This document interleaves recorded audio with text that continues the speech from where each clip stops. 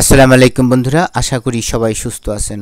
বন্ধুরা, ইরানকে পারমাণবিক অস্ত্র সরবরাহ করতে প্রস্তুত বেশ কয়েকটি দেশ, এই মন্তব্য করেছেন রাশিয়া নিরাপত্তা পরিষদের বর্তমান ডেপুটি চেয়ারম্যান এবং সাবেক প্রেসিডেন্ট দিমিত্রি মেদভেদেভ। রোববার 22 জুন এক লাইভে প্রতিবেদনে তুর্কি ভিত্তিক টিআরডি ওয়ার্ল্ড এ খবর জানিয়েছেন। বর্তমানে রাশিয়ার নিরাপত্তা পরিষদের ডেপুটি চেয়ারম্যানের দায়িত্ব থাকা মেদভেদেভ টেলিগ্রামে পোস্ট করা এক বিবৃতিতে বলেন, বেশ কয়েকটি দেশ ইরানকে সরাসরি তাদের পারমাণবিক অস্ত্র সরবরাহ করতে প্রস্তুত। মেদভেদেভ বলেন, ইরানের লক্ষ্যবস্তু স্থাপনাগুলোতে ন্যূনতম বা কোনো উল্লেখযোগ্য ক্ষতি হয়নি বলে মনে হচ্ছে।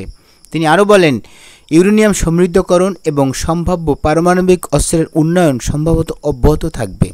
তিনি সতর্ক করে বলেন, যুক্তরাষ্ট্র আরেকটি বড় সংঘাতের ঝুঁকিতে পড়েছে এবং যুক্তি দেন যে হামলার ফলে ইরানি নেতৃত্ব রাজনৈতিকভাবে আরও শক্তিশালী হয়ে উঠেছে। এর আগে ইরানের হামলার পর রাশিয়ার পররাষ্ট্র মন্ত্রণালয় তাৎক্ষণিকভাবে বলেছে, একটি সার্বভৌম রাষ্ট্রের ভূখণ্ডে ক্ষেপণাস্ত্র ও বোমা হামলা চালানোর দায়িত্বজ্ঞানহীন সিদ্ধান্ত, তা যে যুক্তিতেই উপস্থাপন করা হোক না কেন, আন্তর্জাতিক আইন, জাতিসংঘের সনদ এবং জাতিসংঘের নিরাপত্তা পরিষদের প্রস্তাবগুলির স্পষ্ট লঙ্ঘন। প্রসঙ্গত, আজ ভোরে যুক্তরাষ্ট্র B-2 স্টেলথ বিমান দিয়ে ইরানের 3টি পারমাণবিক স্থাপনার উপর ভারী বোমা হামলা চালায়। এরপর মার্কিন প্রেসিডেন্ট ডোনাল্ড ট্রাম্প ঘোষণা করেন, যুক্তরাষ্ট্রের বিমান বাহিনী ইরানের 3টি পারমাণবিক স্থাপনায় সফল আক্রমণ চালিয়েছে।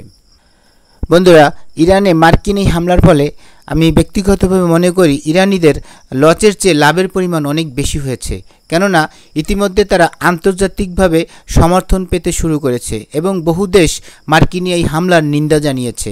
রাশিয়ার সাথে ইরানের ঘনিষ্ঠতা আরও বৃদ্ধি পেয়েছে। ইতিমধ্যেই ইরানের পররাষ্ট্রমন্ত্রী রাশিয়াতে গমন করেছেন এবং সেখানে হয়তো আরও গুরুত্বপূর্ণ সিদ্ধান্ত চলে আসবে, এমনকি পারমাণবিক বোমা ডেলিভারির বিষয়টিও থাকতে পারে। বন্ধুরা, আজকের ভিডিও এই পর্যন্তই। ভিডিওটি ভালো লাগলে সাবস্ক্রাইব করে আমাদের সঙ্গেই থাকবেন। পরবর্তীতে আবার নতুন ভিডিও নিয়ে আপনাদের সাথে কথা হবে। সে পর্যন্ত সবাই ভালো থাকবেন, সুস্থ থাকবেন এবং বাংলাদেশকে ভালোবাসবেন। আল্লাহ হাফেজ।